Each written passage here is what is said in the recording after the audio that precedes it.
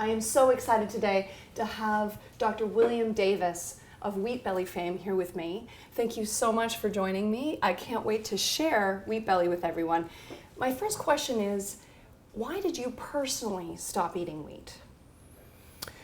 It was a long and hard road. It didn't strike me one day. It really, I look back because it didn't hit me one day and with a stroke of insight. It started when I was in college, actually. I was a poor kid and I had scholarships to go to engineering school. And I had this incredible meal ticket. And I could go straight to the cafeteria for breakfast, and they had this glorious a display of bagels, breads, pancakes, waffles, all you want. Well, I grew up a poor kid, and I'm faced with this cornucopia of wheat products, Yeah. and I went berserk. But I couldn't understand why, no matter how much I slept, no matter how much coffee I drank, I could barely function.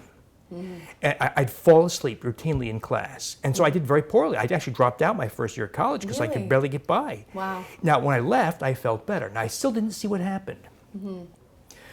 Some years later, after finishing education, training, and so on, I made myself diabetic. I literally made myself, not on purpose. I became a vegetarian. I cut out, of course, all meats. I cut out all excess oils, one of those low-fat vegetarian programs. And I was jogging several miles a day. I lived near a river. I used to jog along this beautiful river. And I checked my blood sugar. I was at a meeting and I checked the fasting blood sugar. It was 161. What? So I checked my lipids. This is going back many years now. Triglycerides were 350. HDL was 27. So these are terrible numbers. So I thought, well, how can this be? I'm following what I thought was a perfect diet. I'm jogging every day. I'm in my 30s then, and I'm diabetic with incredibly bad numbers. So I started to stop doing all that sort of thing. And I still even then, I didn't really fully get it. It took me some years of banging around trying to figure it out. And I was still in my interventional cardiology days, where my days were filled with putting in stents and balloons and those kinds of things. And as happens in conventional medicine, prevention is not your business. Your business is procedures and drugs, right? So it took me a while to figure this out. Fast forward many years, I got very interested in preventing heart disease. After my mother died of sudden cardiac death, that is a disease I thought I knew something about, that I was taking care of every day, stopping heart attacks, dealing with unstable chest pain symptoms and heart failure and so on. And here my mother dies of sudden cardiac death. I started to change my focus. I started to ask, well, why would this happen? Surely there's something better than putting devices in people's arteries to address this very, very ubiquitous disease. And that's when I started asking questions. How do we track it? How do we stop it?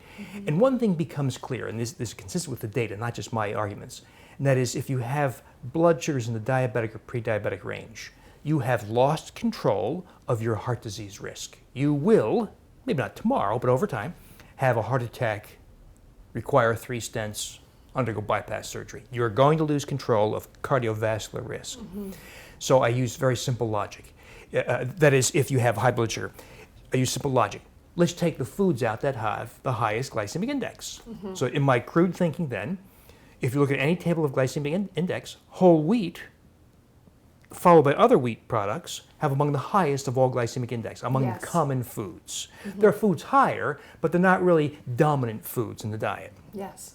Like millet. So wheat was among the highest. So I asked patients to remove wheat from their diet. They came back several months later, and their blood sugar, their fasting blood sugar, and their hemoglobin A1Cs would indeed be lower, often precipitously lower, often enough for diabetics to become non-diabetic, but it was all the other stories they told me that really caught my attention. All the stories of people who said things like, well, I lost 38 pounds in 3 months, my waist shrunk by 4 inches. But what do you think of this? My rheumatoid arthritis that was disfiguring is now gone. And my asthma is gone. I threw away my 2 inhalers. My Crohn's disease got better, now it's gone. My ulcerative colitis is so much better. I'm off 2 drugs. They're talking about getting rid of a 3rd drug. My rash of 10 years is now gone, even after 10 years of steroid creams. My depression has lifted. My food obsessions have dissolved. So for the first I don't know, 100, 200 times I said, I don't know why that happened. It's some crazy, you can't get rid of rheumatoid arthritis by getting rid of wheat. Well, as you know, it became such a consistent Yes. experience, I had everybody do it. And that's when I saw this effect played out over and over and over. And that's when I asked, why? Why would one component of diet, when removed, have such extraordinary effects? What is the inflammatory part of wheat that's truly damaging people? So there's many components, and there's probably ones we don't even know about. So we know that the gliadin protein, when intact, has the capacity to increase intestinal permeability. Of course, that means things that shouldn't get through into your lymph and bloodstream get through. That activates a whole series of inflammatory and autoimmune phenomena, such as molecular mimicry, where foreign proteins mimic your own proteins and your immune system can't tell them apart and attacks you. There's also gliadin peptide breakdown products. They are inflammatory to the intestinal tract.